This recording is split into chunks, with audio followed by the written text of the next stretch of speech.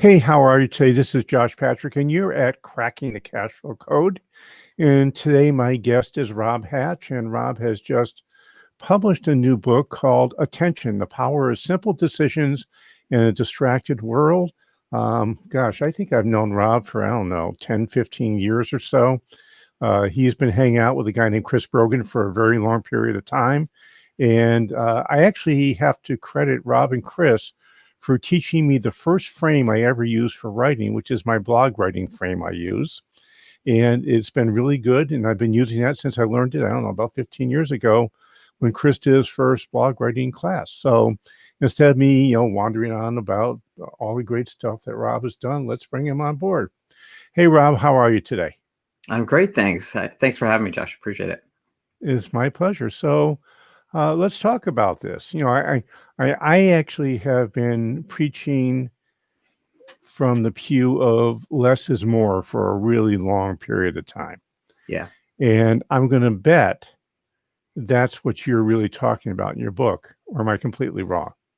No, you're spot on. And the idea that, we've been bombarded with so many, notifications and dings and buzzes, and we have so much information flowing at us. And it's to the point now where we're reacting to all these things around us. I mean, even if you turn your phone off in a crowded restaurant and the neighbor's phone goes off, everybody reaches for their phone. I mean, we've all done that or had that moment. And so, yes, this is really about trying to simplify things a little bit for us and taking back some of that time. There's, moving away from reacting to everything and trying to be a little bit more deliberate with how we give our time and attention. Yeah, that makes a lot of sense to me. I mean, I'm a big fan of Stephen Covey, and I found out recently his 4 quadrants of urgent, important, and not urgent and not important actually is Eisenhower, who came up with that. But it was popularized, at least in my world, by Stephen Covey. And what I find is that when we're working on urgent and important things, we're reactive. And we're working on important but not urgent things, we're proactive. And I'd rather be in the proactive side than the reactive side. Does that make any sense to you? Yeah, absolutely. And we can, I mean, the quadrants, I think, are a great example, but just even boiling it down to thinking about how we want the information coming at us served to us. And for example, and in your inbox is the perfect place to think about all the messages that come in. But we have the ability to kind of control and funnel or filter that information. We have the ability, one, just to unsubscribe from a bunch of stuff that we don't read, and then to set up folders, to move information and prioritize it in such a way that we see the most important stuff first. Or when we go into email, rather than kind of going through the list of, oh, do I have to do that? No, every single line we look at is just another decision. So how do we minimize that, take control and say, emails from this person are important to me, my business partner. Emails from my coaching clients are important to me. So when I go into my email, I don't want to bother with the inbox. I want to go right to those folders and see if there's anything there for me, because I've previously determined that's what's important. So yeah, rather than, and sometimes urgent stuff comes up, but if it's urgent and important, to your point, from a client, then, that's something you can address. But when I go in there, I don't want to be subjected to all these little tiny needs from everyone else in the world. I want to go in because this is a communication tool between me and my clients. So what do you think the biggest problem business owners have as far as putting the attention in the right place? I think there's just so many options and so many decisions to make as a business owner, right? And I really think if we can limit and decide ahead of time what is either what's important or what we should focus our attention on, and set out our plan for the year with sort of measured points along the way, then we don't have to be subjected to the, oh, I should be doing this, or I wish I were doing that, or that person over there seems to be doing so much better than I am. And we get caught up in all of the things that we think we should be doing, and that pulls us away from our plan. There's a time every now and then to evaluate, is the plan going well, which is why you have measurable goals along the way. But we have to look out, far enough, a year or more, and then work backwards and understand what our goals are each month, what that looks like each week, and then how that drives our activity each day, and then trust that and work on it, and know that if you continue to work on it, you're likely going to hit those goals. Yeah, you basically want to get rid of what I call the shoulds. I have two words in the English language I would like to see eliminated. One of them is should. I absolutely agree. Yeah. Yeah. I mean, and it's a lot of pressure, right? I mean, if you spend any time on social media, people present the best of themselves, right? Most of the time on social media. And you can fall into this trap of thinking that another business is more successful than you. But the reason that happens is because we don't trust our own plan. We haven't determined what success looks like for us, and then worked backwards to say, if that's what success looks like, then how am I going to get there? What does that mean for where I allocate my time? And once we start deciding that this is how we want to use our time, or that this is the plan I'm on, then it becomes easier not to be distracted. It becomes easier to funnel and make those choices and not be responding to the urgent stuff that's not so important all the time, and more in working on the plan. Yeah, I see a lot of people in the world. This is especially online world. It's not so much in the blue collar world, because blue collar folks don't spend that much time online. Truth be known. Mm-hmm. But if you're not a blue collar person and you're selling a knowledge product, for example, and we are talking mostly to blue collar business owners here, but we're going to go off just a little bit. It's if we're selling a knowledge product and you start comparing yourself to companies like, Jeff Walker's Product Launch Formula or Stu McLaren's Tribe, and you have a team of one with a couple of VAs, you have to realize these folks have a team of 20, 25 people who are doing things in a way that you just are never going to have the resources. And it's actually one of my problems with their programs is that 95, 97% of their audience are solopreneurs. Yeah, exactly. And they're teaching them to do strategies that need a team of 5 to 10. Yeah. Yeah. And is very, very expensive. So I would like to see these guys go back to their roots and say, when I started, this is what I did, and this is how I started doing my first launch that was doable by myself. Yeah, I totally agree. And actually that's a lot of something that Chris and I focus on and talk about a lot, is that we understand that a lot of the people that are that are coming to our webinars or taking our courses are solopreneurs. We're trying to equip people with certain skills and strategies that they can do themselves, because we are a small business, even though we're online mostly, it's really just the two of us. So we have to work within the human resources that we have as well to make this work. So we understand that. And also, to your point about, the say more blue collar or brick and mortar businesses, one of the stories that I talk about is this. A friend of mine owns a restaurant out in Holyoke, Mass, called the Holyoke Hummus Company, and in there, one of the things that he has done, his name is John Grothman, and one of the things that he's done is he's tested things along the way. It's always been a small step process. So figuring out, first it was literally setting up a folding table to sell falafel sandwiches at a local basketball event, pickup basketball event at a park. And the next thing, he got decent response. So then it was investing in a small cart and a food cart that he converted, and tried that out, and he got a great response. And then he decided to buy a food truck, and that led to a restaurant. And every step of the way, so he had this idea of selling this Middle Eastern food, and he didn't go, gangbusters from the get-go and expect people to just walk in the door. He really took small steps, improved that the market was there. And then when he could, when he had enough information, took the next step.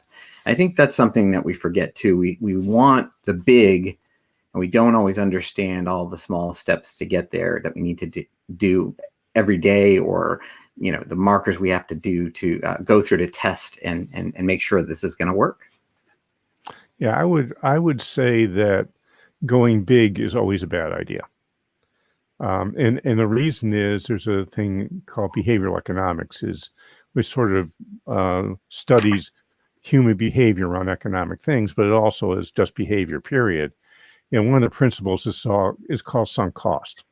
And what that means is the more effort, time, and money you put into something, the harder it is for you to pull back if it doesn't work. Right. So there's an innovation guy, great innovation expert, and he teaches how to do innovation in a systematic way. And his mantra is fail fast, fail cheap.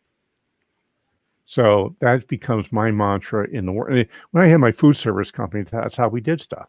Because the truth is, 9 times out of 10, whatever we tried was a total, utter failure. That one time that it worked, then we would expand on that, but we wouldn't expand until we did a small test to get some idea that it made some sense. I love that. And I think that's exactly what John did. And more than, one of the things that I kind of grates with me is this idea of learning from our failures. I'd much rather build on the success. So it's not that failure isn't a teacher of sorts, but I think that we've given it more than its share of weight. And I, to your point about going back to what worked and testing that and always building, like, I don't want to, worry about what didn't work. I want to go to the things that did work for me, whether it's as small as, what worked to help me lose weight the last time I tried. I want to go back to that success rather than trying something, completely different. I want to look at the patterns of behavior, or if I'm testing out a product, I want to go on that, build on the success that happens, and then test the next thing and test the next thing. And to me, that's so much more exciting. But yeah, I think you've got to take small steps to figure out what's the next, what's the next path here? What's the next pivot that we need to make, or decision we need to make to move forward? Yeah, there's a school of thought called appreciative inquiry. And what appreciative inquiry basically says is, let's look at what's going right and build on that, and manage what's going wrong. Now, on the other hand, here's the thing about mistakes, which I think is really important for us to get, is that I always say we have to embrace our mistakes. And the reason is that we're taught by society that mistakes are bad and that we should never make a mistake. And if that's our operating principle in the world, we're either going to justify what happened, why it wasn't our fault, or we're going to blame somebody else. So instead, if you just say, okay, I made a mistake, what did I learn, and move on, that's great. But if you're going to build something, you have to find out what works and build on that. And most of what you try is not going to work. Let it go quickly and move on. There's no big deal. Exactly. And it's the letting go process, I think, that's really important, to your point. I agree. But I definitely, I've always been someone who wants to focus on my strengths. I'm not trying to shore up my look for all the things that are wrong, because my head will get filled with that. The things that I don't do well. I want to focus on what I do well and do it for people that I know I can help. It's really as simple as that. Yeah, I do this thing almost every time I do a public presentation. I ask people, say, is it more important to focus on your strengths or improve your weaknesses? And I have found a really interesting bifurcation every time I ask that question, is that business owners tend to want to focus on their strengths, and employees tend to want to improve the weaknesses, or they think that's the most important thing to do. And I've been fascinated by that. And I think I have a theory on why that's true, is that business owners get to control their own destiny. Employees don't. And they're told that they have to become better at their job. So instead of trying to get themselves into a job where they can use their strengths, they spend all their time trying to get all the way up to mediocre. Yeah.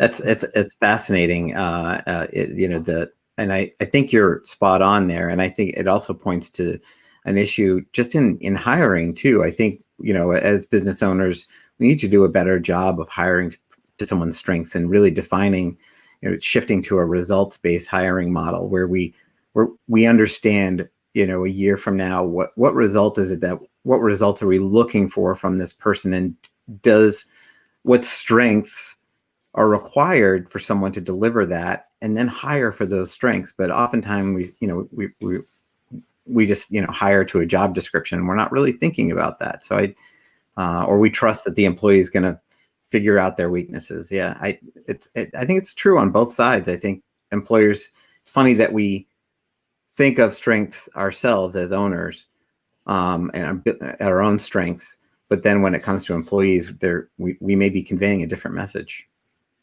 Yeah, you just hit one of my favorite topics to complain about, which is job descriptions. I think job descriptions need to go away. And I think what you need is 5 bullet points, which are the success factors for the job.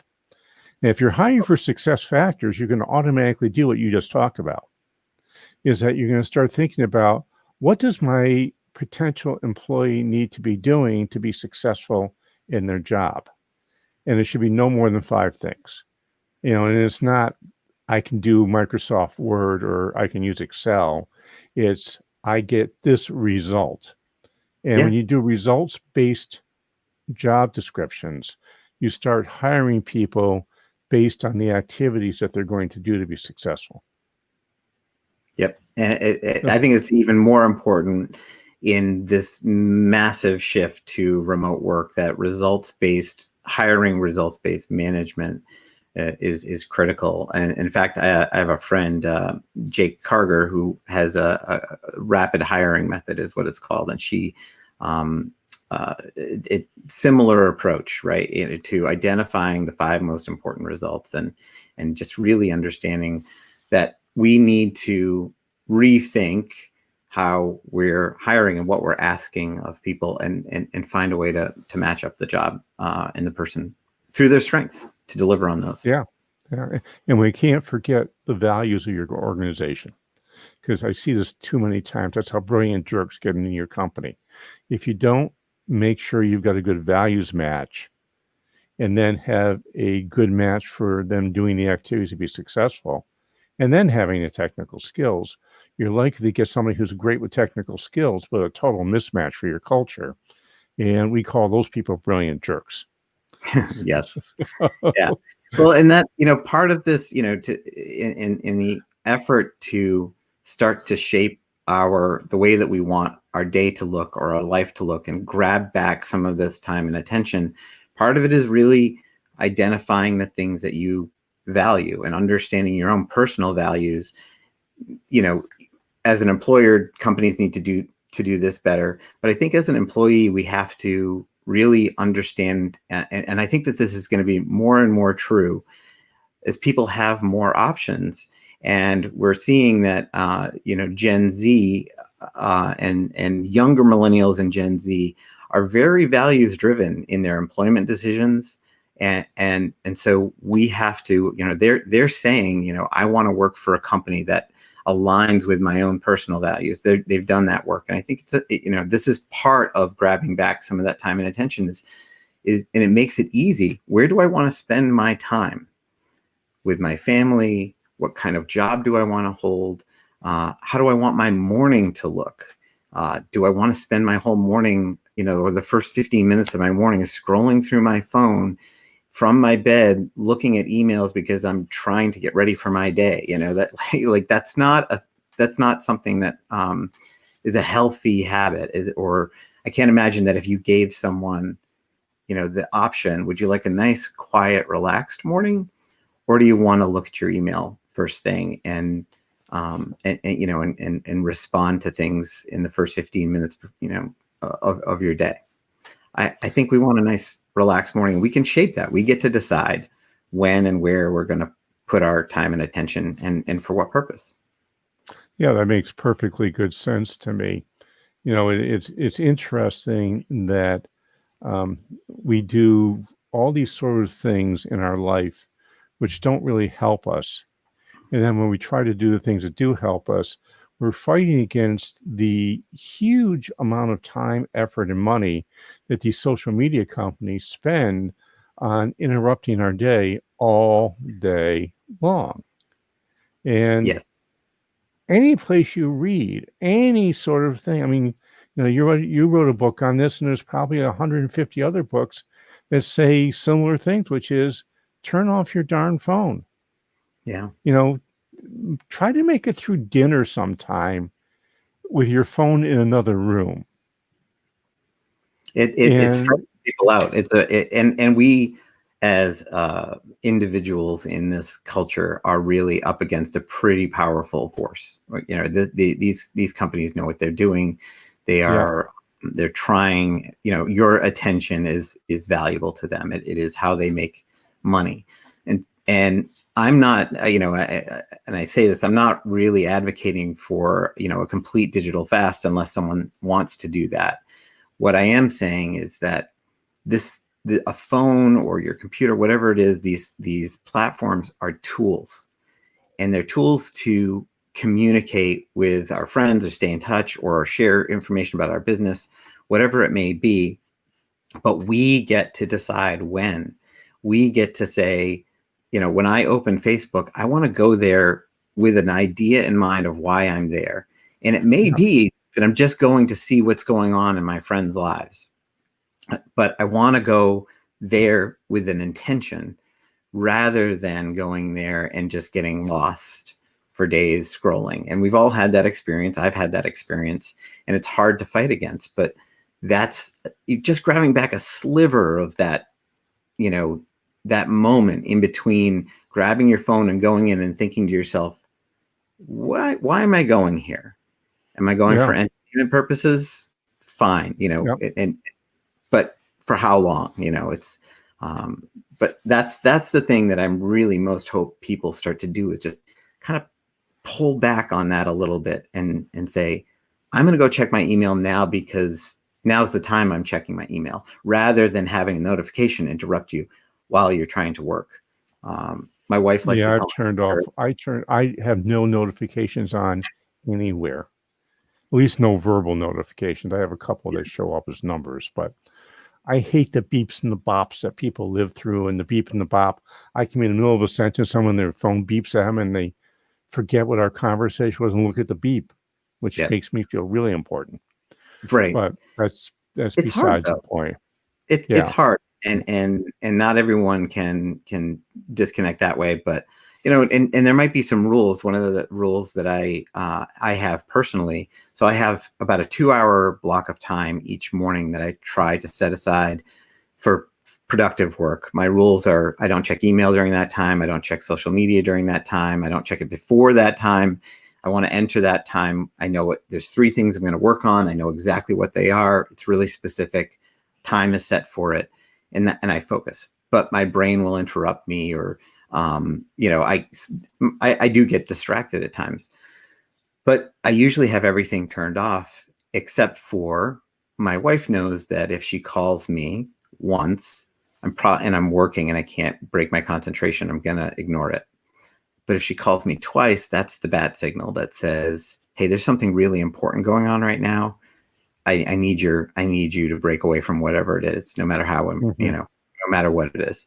And just that little rule in and of itself is so helpful because she's not feeling badly if I ignore that first phone call or ignore that first right. text, and I can just stay working. But something really important, I have the means to break through, and oftentimes I don't get interrupted at all. Cool. Hey, Rob. Unfortunately, we are out of time. So I'm going to guess that people are going to want to try to find you. How would they go about doing that? Sure, you can go to robhatch.com, or if you're really interested in looking at the book, you can go to robhatch.com/attention, and you can grab it on a whole variety of different devices, or you can pop into your local bookstore and grab it there. But robhatch.com is the best place to go to learn more. And the book is on 3 bestseller lists as we talk, which is Yeah, nice. That's yeah. great. I So was I really have two things I would like you to do. The first is to find our episodes. It's pretty easy. Just go to www.sustainablebusiness.co. And if you would go to wherever you listen to your podcast and leave us an honest rating and review, I would really appreciate that, because it's really, really important for this podcast to get it out to people. And the second thing I would ask you to do is that we have a great little ebook I wrote on what I call creating a sale-ready company. Now, a sale-ready company does not mean you're getting ready to sell your company. It just means you're creating a company that somebody else would want to own. And I've written an ebook on the 8 steps you need to do this. You can find that easily. It's free at www.sustainablebusiness.co/sale ready. That's www.sustainablebusiness.co/sale ready. And this is Josh Patrick. We're with Rob Hatch. You're at Cracking the Cashflow Code. Thanks a lot for stopping by. I hope to see you back here really soon.